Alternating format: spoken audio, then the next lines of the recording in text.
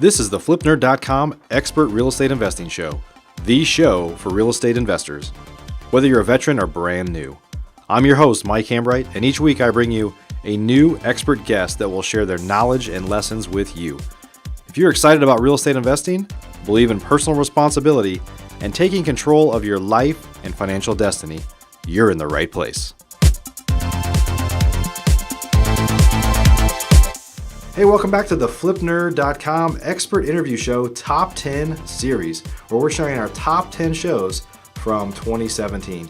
In this episode, I interviewed Gina Michelle, who's a high-end rehabber with her husband, Koko, in Los Angeles, California. In fact, Gina and Koko have become dear friends of mine. They're great people, and their rehabs are extremely impressive. They're rehabbing multi-million-dollar homes. Now, in this episode, Gina shares her tips and tricks about rehabbing high-end homes, including the importance of design and the importance of the selling process.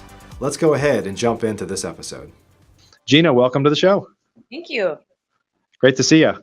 Thank you. You too, Mike.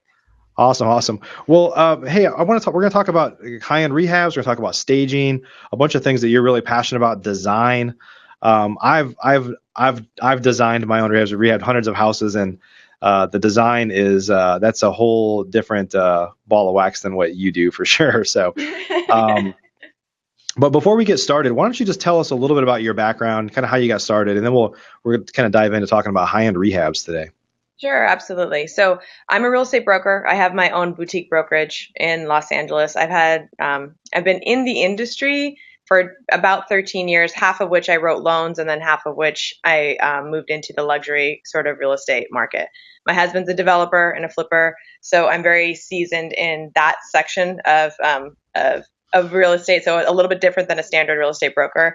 I move a lot of rehab inventory. So the bulk of my business is moving rehabbed, already done, finished houses, which makes really pretty pictures for my website. Yeah. But also I think gives a different spin on understanding that relationship and understanding, how to properly represent an investor is a little bit different. I'm a mom of 2 babies. That's about it. There's a lot more than that.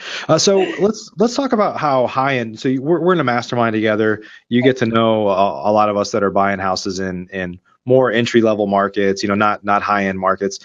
Share your thoughts a little bit on how high-end markets are different. I mean, obviously you guys are in LA, but the coastal cities a lot of times are a much different animal than the Midwest or Texas. But share your thoughts on that. Yeah, absolutely. So I think that obviously certain parts of California, which is anywhere pretty much, LA, San Diego, San Francisco, DC, New York, all those places, it commands a certain level of rehab that I think in the grand scheme of things, I think you're either doing quantity of these things or you're not able to do like 150 luxury. I mean, maybe, but we can't do 150. Yeah. I would actually go crazy. So in our market, at least, because the price per square foot that it commands in certain neighborhoods is so high, the difference between a really good rehab and a really not good rehab can make the difference between like 50 grand over here. So right. The luxury market, and not even, I mean, up here, our hyper luxury is in the multi-millions, and we're talking about maybe anywhere between like 700,000 on a resale to 2 million. So anywhere in there. I wouldn't call it average. It's still upper end for us, but it is where kind of our sweet spot is. When you go past 2 million, we don't even talk about that. But in those markets, in those little price points, things make a big difference. Your tile choices make a big difference. How you put the color scheme together, how it's been presented makes a huge difference over here. Those little choices can make or break your flip, really. Right, because the people buying those houses, they're not getting FHA loans. You don't have to worry as much about appraisals and stuff like that. Rather, you're really trying to capture somebody's emotion that they just fall in love with the house more so than I need a roof over my head, right? Right, everything, and that's why the everything on how that house is presented, from the design choices to the pricing to the pictures to how you present that to the public. It's like a show. It's a complete, smoke and mirrors type of experience. It's not that the rehab isn't good, but they fall for the presentation in general. Yeah. Well, that sounds very kind of LA, right? Yeah. So LA, right? smoke and mirrors. Smoke and mirrors. So before we we're going to talk about design, we're going to talk about picking materials, all those things. Before we dive into that, let's talk about finding them. Like finding the deal, because none of this matters unless you find deals, right? So how do you, I know that you guys don't do a lot of direct marketing. You have a unique model that you could talk a little about, the price lift model, but how do you find deals that you want to do? Because your projects out there, I mean, because you're doing so much work, they could take, here in Texas, we rehab houses and we're in and out in 3 or 4 weeks. Like, I know it's a whole different animal there, but talk about how you have to be very selective when you're going to put that much time and effort, because you don't do as many deals as, like you said, a lot of areas we do volume. Out there, you're doing lower volume, but much bigger deals. But talk about how you kind of find those deals. Sure. So when you take on a deal over here, we're married to that deal for, at least a 6-month period generally. And so the play in like a luxury market, or at least our market right now, is it is very hard to go direct to seller over here. LA people are jaded. They do not want our yellow letters. They do not want to, for us to pick up direct. They don't want to talk to you really. If you call them, they're not nice. Like, that's just how it works. So door knocking works really well here, surprisingly. So if you really have it in you and you want to get somebody, really, you have to go face to face door knock over here. And that does work really well still. And people will I think you wear them down at that. But how we generally are getting them is through the brokerage. So usually they're approaching and saying, hey, I want to sell. And we're saying, okay, so you could sell it this. We could price lift it, which I'll touch on really briefly, which is basically a company that I introduce them to that can fund their rehab. So rather than homeowner choosing the materials, designing it, and paying for it themselves, I introduce them to a company that will do the construction, pay for the construction, manage the construction. I actually do the design and the staging for them. And then all that money gets taken off the sale. I charge a little more commission to do that. So I make a little more commission when I approach it that way. And then obviously price lift, they make their money when the sale closes. So that is truly like a win-win-win. Because you basically told a seller, like, I've bought hundreds of houses, I've rehabbed like hundreds of houses, and your model is, instead of me paying cash for it, which when you're, part of the reason you do this is because you're in a high-end market, right? The transaction costs and the holding costs are substantial, right? So you essentially, the way they do it is they kind of partner with the seller, right? And say, you throw in the house, we'll take care of the rehab and getting it all done. And then we'll have some predefined profit split afterwards, to where you're actually going to get more money if you allow us to do this than you would if you just kind of sell it as it is right now, right? Right. And the reason it works really well here, and I think it would work in most markets, it works, but the reason it works really well here is, in order for us to do, let's say, a flip here right now, we need to add square footage. Adding square footage requires permitting time. So we take a really high dollar per square foot neighborhood, and we add our stock, recipe is that we add like 500 square feet to that house. And then that is how we're creating the margin that we need to. But that's a 6 to 8 month lead time. So if we don't have to do that, and we don't have to carry, and we just have to come in and, let's say, put lipstick on a house that already has good bones and a great neighborhood, but it's got old kitchens, old bathrooms, needs new flooring, I can almost always put at least 50 to 100 grand in the seller pocket without price lift already having taken their cut. So they get 50 to 100 grand just for waiting like 4 weeks. And it's like that's a lead in. Plus they get, the staging with it. Yeah. And just to get some perspective, let's talk about, I know it's all over the board, but so talk about a typical dollar per square foot on your projects out there. So right now in most of our end markets, we're at 500 plus per square foot. So 5 to 800, 5 to 700 a square foot. And so, I talk to people about this all the time, and so I've never operated in a market where, because I don't know what you're in LA, costs are more expensive too, right? But maybe your build price is maybe 150 a square foot, or. I know that our cost for construction is more. I think maybe our materials is more. Yeah. But I have properties myself in Dallas and Arlington. Yeah, that's right. Yeah. They give me pricing for like what we get over here. It's always really expensive. So I think we actually, our labor costs are lower in Los Angeles. So maybe we make up for it there. So lower labor costs, but obviously the materials we're using are. Sure. Well, let's just say, one of the problems with Texas here, like it's not uncommon for us to be buying houses that are in the, $70 to $100 per square foot range, which is below the build price. So you can't really arbitrage. I'm going to sell it for $500 a square foot, and it's going to cost me $100 or $120 a square foot to build. But out there, it's a whole different story. That's why you add on square footage, right? Right. and that's really the only play right now. Whereas in like to say Dallas, you guys have the luxury of being able to go direct to seller and actually purchasing something that makes sense and flipping it. That is played out over here. So we have very, very low inventory. Everybody knows a real estate agent. Everybody thinks their house is worth $2 million. So it's hard to anyone to cooperate with that model. Yeah. So really, you have to buy something, add square footage to it, and then flip it. So that's why the price of model makes a lot of sense. Actually, not only just for us, but it makes a lot of sense for for the homeowners. Right. PassiveRental.com is your source for turnkey, done-for-you rental properties. If you'd like to be an investor and not a landlord, please visit PassiveRental.com to learn how to purchase cash-flowing, professionally managed rental properties in the hottest rental markets across the country. We can also help connect you with financing for your next property. Invest the easy way today and get started by visiting PassiveRental.com. Operating with that model. Yeah. So really, you have to buy something, add square footage to it, and then flip it. So that's why the price of model makes a lot of sense. Actually, not only just for us, but it makes a lot of sense for, for the homeowners. Right. So let's talk a little bit about what rehabbers should do differently at the high end. So, and I'll just kind of give you a little perspective on mine. We've done the same thing on almost every rehab we've ever done. It was just totally a cookie cutter approach. They're usually entry level houses. Sometimes we're like, well, let's do travertine instead of basic tile, or we'll do some wood floors once in a while, but we'll do like oil rub bronze, some nicer fixtures, nicer mirrors. But that was kind of the extent of it. Like it's not what you do out there, but just talk about at the high end, how that's different.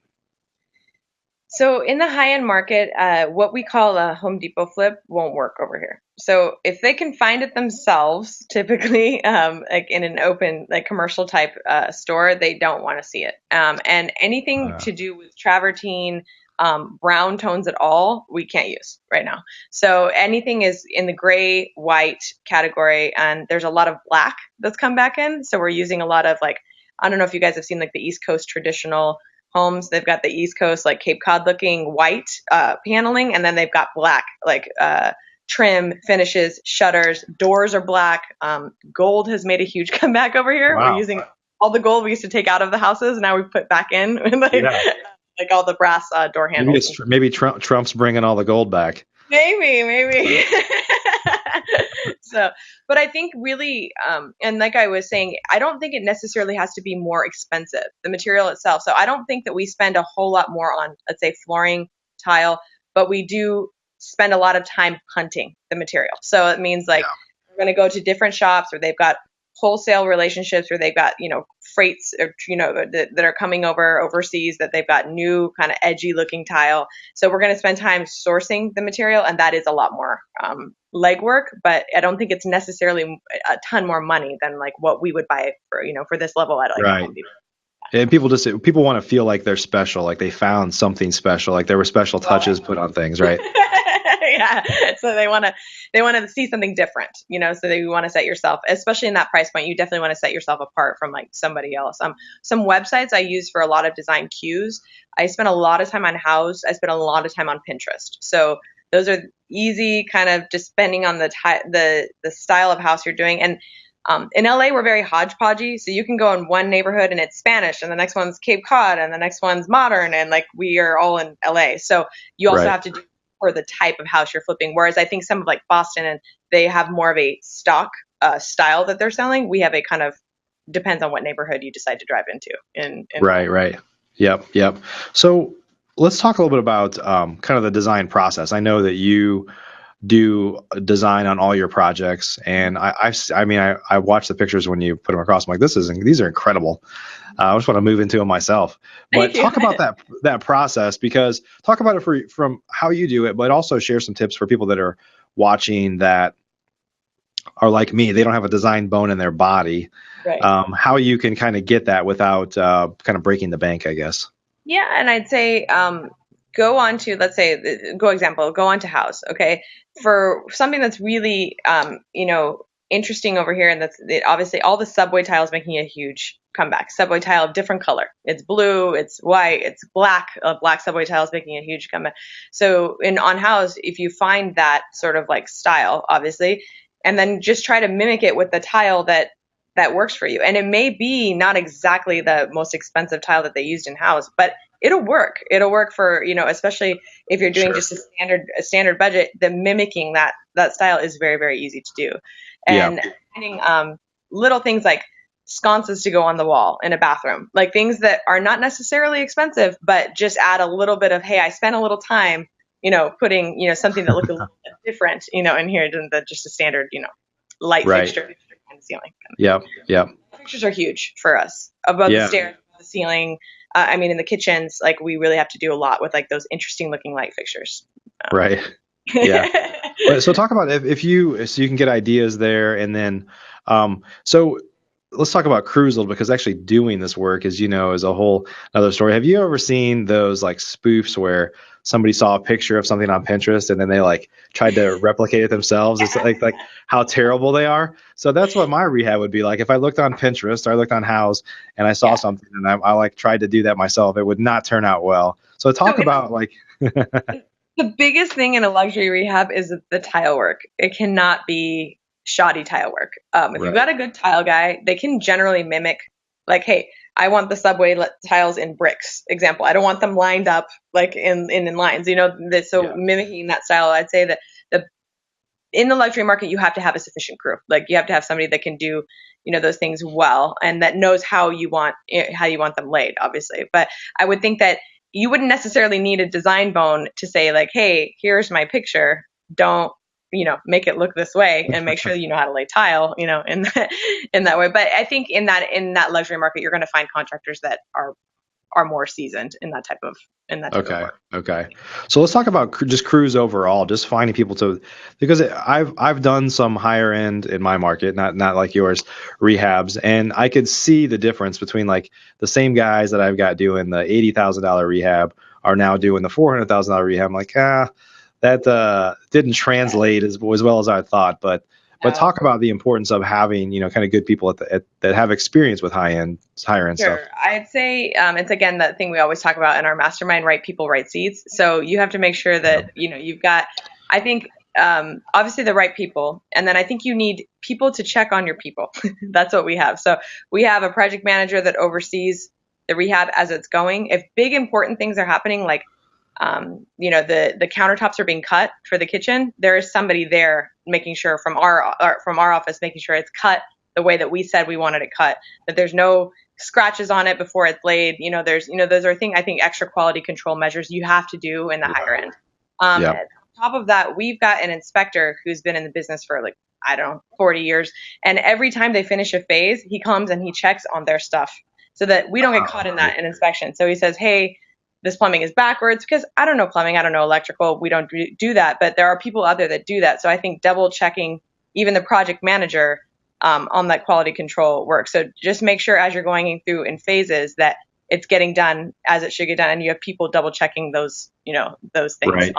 Because in a luxury inspection, if you didn't find it, there sure is going to find it in inspection. It's cutthroat as far as inspections and things are concerned, and they expect, if they're paying that much for a house, they expect it to be right. And that's Yep. Well, hey, I've got another question about the design. So how do you, when you look on Pinterest, or you look on housing, you see these things that are really awesome, but how do you know, because you have a very particular buyer ultimately, right? Mm-hmm. So there's a lot of times when you do that, truthfully, a lot of times when we've done so many kind of cookie cutter homes, it's because they're so neutral that nobody's going to be like offended by it. They're just going to be like, well, they might say, I want different colors in here, but it kind of, we try to target like the mass, right? And yours, you're targeting potentially just a couple people that would like really fall in love with that, or you're really ultimately looking for one person. But how do you not alienate people with being kind of on the bleeding edge of design, I guess? Yeah, and I think that that's sort of we don't do that. We sell on our, especially let's say below 2 million, we sell it to pretty much anybody in the neighborhood would buy it. That is, we do stay neutral. We just stay neutral at that level. So right.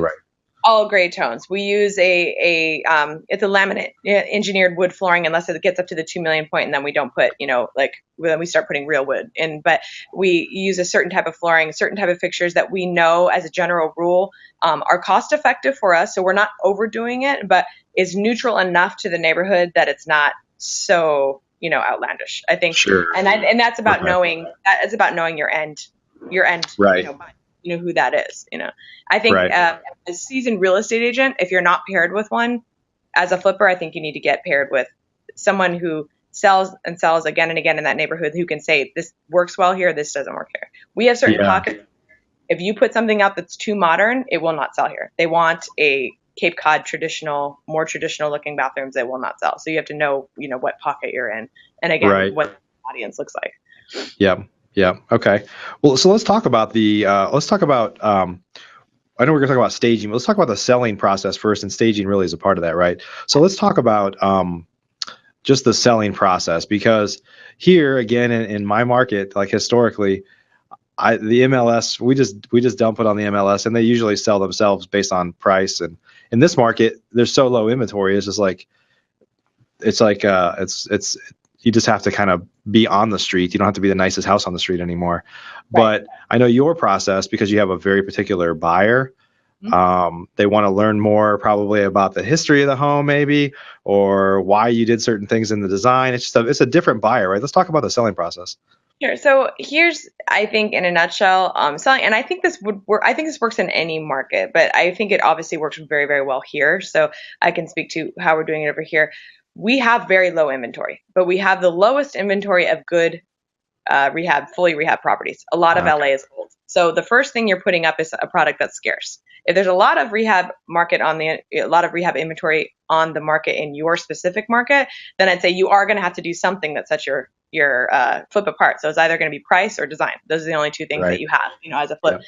But for here, we're selling a desired product, desirable product, first of all. Second of all, everything from how that house is positioned will make a difference on that flip. So we stage it well. Invest in some modern looking furniture. Does not have to be expensive. Our furniture is actually kind of cheap, but it looks really good in almost any house I put it in. So I have 3 sets of furniture that I rotate through different houses, and it works in almost every house that we use. And that's probably up to $1.5 million. It'll work fine. So the staging, the photos, I spend a good amount on photos. For us, that makes or breaks it. We do night shots, we do day shots, we do drone shots, we do all kinds of shots that make it look like, you're kind of got a commercial looking, but the second thing is we never ever price on target. We always price slightly below. And that is because we know we're in a low inventory market. So we're knowing we're going to attract a lot of offers that way. I would rather price my house and say, hey, it's for sale. Who wants to buy it and what do you want to pay for it? Then automatically tagging it with the price. So when we put it out, we first put it out on the MLS and we don't show it for a week. So we say everyone calls. Our first showing is this Sunday, 2 to 4. It's a 2-hour window. That is all. That's all they're going to get. They'll call and say, I'm working. My client's working. We can't make it. My client's out of town. I'm sorry. I hope you can make it. But we're really only having this showing at this time. And I highly doubt we're going to need to show it again after that. So you build up all this pent up demand. So much pent up demand for that. Then we flyer the entire neighborhood, 3,000 people, and say, hey, we rehabbed this house. Everybody come see what it looked like. They heard the noise already for a few months, so they are interested in coming to see what it looks like, because neighbors inevitably want to see what the end product looks like. I'm using them as kind of extras. I only need them. Tell them to come look at it during the open house period, right? Exactly. Yeah. I just only want them to fill the seats to like movie extras to be walking around. So they walk in, they go, oh, well, we're only neighbors, and I go, oh, perfect. We love you guys. Come on in. Walk through and see what we did. After that, I'm hoping that the buyer is going to be in their room that day, hoping with their agent. 90% of the time they are. I only need one, but I always get multiple. I only need one, and I need them to be in the room to say, hey, I saw the activity at that open.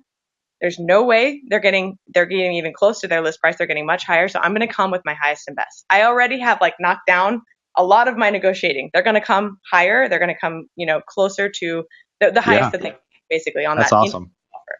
Once I've got multiples, it's just a matter of bidding them up against each other. So I only say, this is about what you're looking at. Do your best. And I either tag it with a really high number that I usually get exceeded. So I'll put a number that I don't think they're going to hit, or I put highest and best if I don't want to scare them all away. If I think I'm timid type of buyers. And 95% of the time they'll come over what I think they should come over. And we don't really have appraisal issues. So we do, sometimes they just waive their appraisal at the gate. They'll say, we don't care. We don't care what it appraises for. We'll buy it for 1.5, done all day long. But everything started from how that was positioned and that scarcity mentality. People will pay more for something if they think they're going to lose it, rather than me tagging it at $1.5 million, sitting on the market for 3 months and saying like, please somebody give me $1.5 million. I got that sold in 7 days. And Yeah, that's awesome.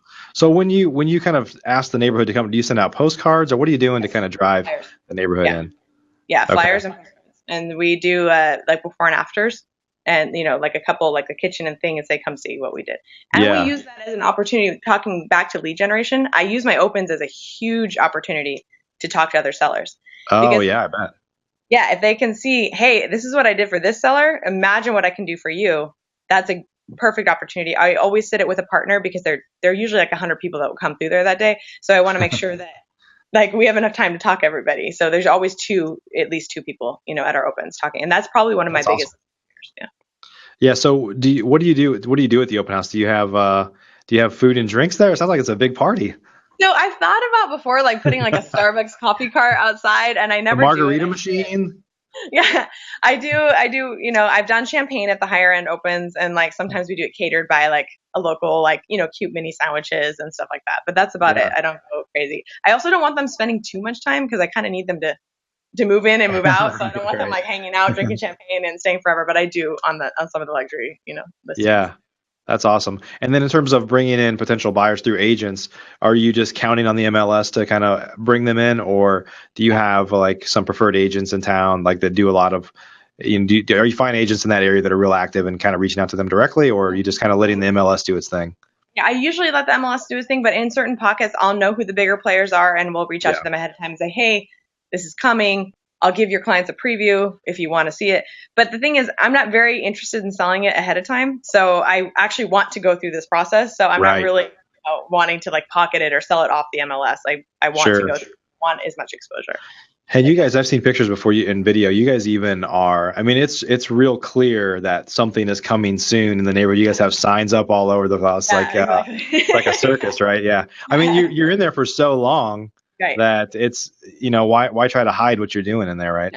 No, you tell the neighborhood. And I think that actually, in talking to you, I'm realizing telling the neighbors and having the neighbors in there are probably your biggest, it's a huge lead generation. If you've done a flip and you've done it well, they're usually impressed by that. People love transformations. It's like why reality TV shows do well. Like show them the before video, like these little, flipping, like flipgram things that flip like the befores and afters, show them those things on ads on Facebook, like, here's a, before and after, here's a new listing, come see it.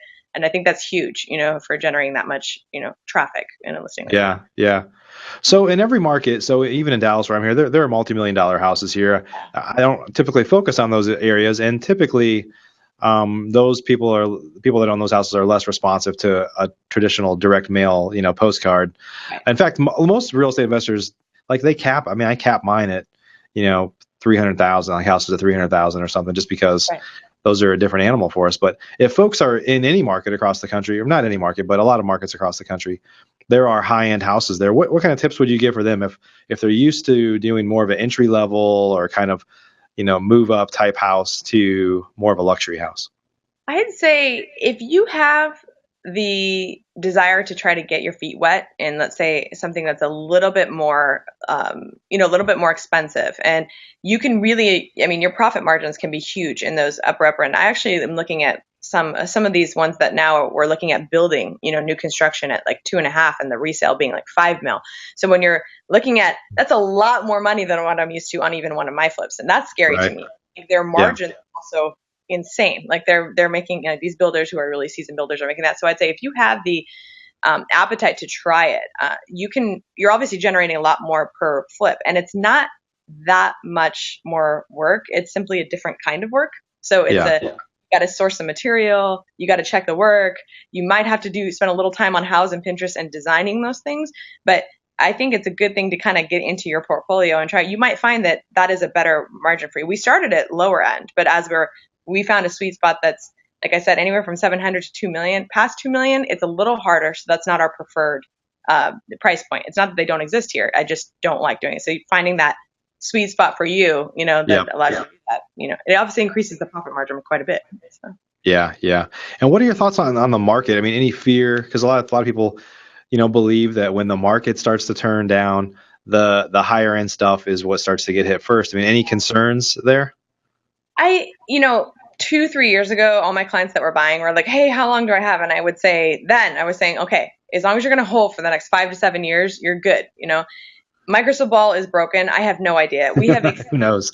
over a year, we keep going up. Our inventory is still really low. Rates are still really low. So unless something happens that's a drastic change, and that would, I think, have to be something global for us, for at least Los Angeles, to feel that sort of downturn, because right now our inventory is so low, rates are so low, and everybody that got these loans the last 10 years, they can afford their houses, and they can still afford their houses unless they're not employed anymore.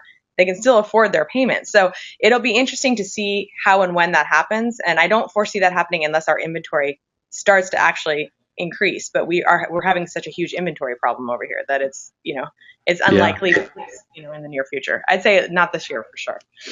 Awesome. Yeah.